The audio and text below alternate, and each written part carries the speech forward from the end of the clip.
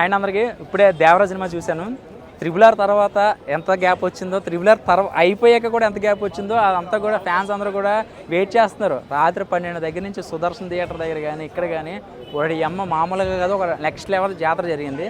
So cinema విషయానికి వస్తే ఏమైందంటే మనకి ఫస్ట్ హాఫ్ దేవర్ అనే క్యారెక్టరు మొత్తం చూపించేశాడు. సో దాన్ని ఉల్టా చెప్పి అంటే second part first part second పెట్టుంటే బాగుండి అనిపించింది. ఇక మిగతాదంతా కూడా నెక్స్ట్ లెవెల్ అనిపించింది. ఒకటేంటంటే మనకి కెమెరా వర్క్ కానీ, సముద్రంలో కొన్ని సీన్లు కానీ, ఆ స్వర ఫైట్ కానీ మిగతా అన్నీ కూడా బాగున్నాయి. అండ్ జాహ్నవి కూడా తన క్యారెక్టర్ ఏదో వచ్చి వెళ్ళిపోయింది తప్పించి పూర్తిగా లేదు, సినిమా మొత్తం లేదు. మొత్తం నాకు తెలిసి 13 నిమిషాలు 14 నిమిషాలు ఉంటుంది అంతే. ఇక మిగతాదంతా కూడా అసలు క్యారెక్టరైజేషన్ కానీ, లుక్స్ కానీ, మిగతా ఫైట్ సీక్వెన్స్ కానీ బాగున్నాయి. ఒకటేంటంటే దీనికి మైనస్ సముద్రం, ఆ సముద్రంలో జరిగే స్టోరీ, ఆ స్టోరీ మొత్తం సినిమా అంతా కూడా అసలు తండ్రి కొడుకులు ఏంటి, ఈ తండ్రికి ఫ్రెండ్ ఉంటాడు కదా, ఆయన క్యారెక్టర్ ఏంటి అనేది మీకు సినిమా చూస్తే అర్థమవుతుంది. కానీ ఒకటి అనిపించింది నాకేంటంటే కొంచెం ఏదో తగ్గింది, ఆ ఏంటో తెలియట్లే. సో పార్ట్ 1 అంతా కూడా మనకి ఏదో ఇంట్రడక్షన్ ఇచ్చేసాడు క్యారెక్టర్లో, మిగతా స్టోరీ అంతా కూడా పార్ట్ 2లో ఉంటుందేమో అన్నట్టుగా అనిపించింది. కానీ అసలు జూనియర్ ఎన్టీఆర్ లుక్స్ కానీ అండ్ ఫైట్లు కానీ నెక్స్ట్ లెవెల్ అండి, అసలు ఎక్కడ తగ్గలేదు చెప్పాలంటే. కానీ ఏంటంటే నెగిటివిటీ వచ్చేసింది బాగా, సినిమా బాగాలేదు అంటే ఆచార్యతో బాగా పోలుస్తున్నారు. అసలు ఆచార్యతో పోల్చొద్దు మీరు దయచేసి. ఏ సినిమాకి ఆ సినిమా స్టోరీ ఉంటుంది, ఆ సినిమా బట్టే చూడాలి. కానీ ఆ సినిమా ఇప్పుడు మన ఇంట్లో అందరి మొక్కలు ఒకలాగా ఉండవు కదా, డిఫరెంట్ ఉంటాయి కదా. సో అన్ని స్టోరీలు ఒకలా ఉంటాయి. ఆచార్య లేకపోతే రాజమౌళి గారు సినిమా బాగుంటుంది, లేకపోతే కల్కి సినిమా బాగుంటుంది అని అంటే ఏ స్టోరీకి ఆ లైన్ ఉంటుంది, దాని హీరోలు వేరు.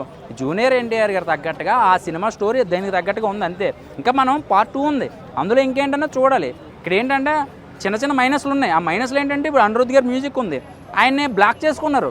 భలే కొడుతున్నాడు అయినా, బీజిఎం అయితే చాలా బాగా ఇస్తాడు కదా అనుకుంటారు. కట్ చేస్తే మనకి బీజిఎం మొత్తం తగ్గిపోయింది. ఒకటే బీజిఎం సినిమా మొత్తం ఆర్ఆర్ నడుస్తూనే ఉంటుంది కానీ వేరియేషన్స్ కనపడలా. ఇప్పుడు అదే రజనీకాంత్ గారు కానీ, కమల్ హాసన్ గారు కానీ వాళ్ళందరికీ కూడా పడుకోకుండా ఎలా ఇస్తే బాగుంటుంది, ఆర్ఆర్ ఎలా ఇస్తే బాగుంటుంది అని అనుకుంటారు. ఈ సినిమా విషయానికి వస్తే ఒకటే బీజిఎం, ఒకటే ఆర్ఆర్. సెంటిమెంట్కి అదే, సీరియస్నెస్కి అదే, ఎలివేషన్స్కి అదే బీజిఎం, ఇంటర్వెల్ బ్లాక్ కూడా అదే మొత్తం చెప్పాలంటే. సో ఏంటంటే నాకేదో కొంచెం కొత్తగా ఉంటే బాగుండి అనిపించింది తప్పించి ఇంకా ఏదో ఏదో డబ్బులు ఇవ్వలేనట్టు లేదా బలవంతంగా చేయించుకున్నట్టు ఉంది. ఇంకా కొరటాల శివ గారి ప్రయత్నం బాగుంది. పార్ట్ 2 అయితే మాత్రం ఇంకా కావాలండి. ఇంకా జనాల ఎక్స్పెక్టేషన్స్ ఎక్కడ తగ్గకూడదు.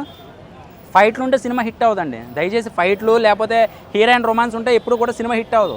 ఏదో కథ ఉంది ఇందులో, ఒక ఆయుధాల కోసం లేకపోతే ఆ షిప్లోంచి జరిగే ఆ దొంగతనాల కోసం కథ ఉంది. ఆ కథ ఏంటి, దాన్ని అరికట్టడానికి జూనియర్ ఎన్టీఆర్ గారు ప్రయత్నిస్తుంటారు. కానీ పార్ట్ 2లో మాత్రం ఇంకా ఏదో కొత్త స్టోరీతో రావాలి. ఇందులో జూనియర్ ఎన్టీఆర్ చనిపోతాడు, ఫస్ట్ సీనియర్ ఎన్టీఆర్ చనిపోతాడు. కానీ సెకండ్ పార్ట్లో ఎలా చూపిస్తాడనేది సస్పెన్స్లో వదిలేశాడు. ఇప్పుడు ఒక ఇంట్రెస్ట్ కలిగింది చెప్పాలంటే. సో ఒకటే కొరటాల శివ గారు కానీ జూనియర్ ఎన్టీఆర్ గారు కానీ స్టోరీ ఈ 2 పార్ట్లు కలిపి ఒకటే దాంట్లో కుదిద్దాం అనుకున్నారు. సో ఏంటంటే డ్యూరేషన్ కథ సరిపోవట్లేదు అని చెప్పి మళ్ళీ పార్ట్ 2గా దీన్ని డివైడ్ చేశారు.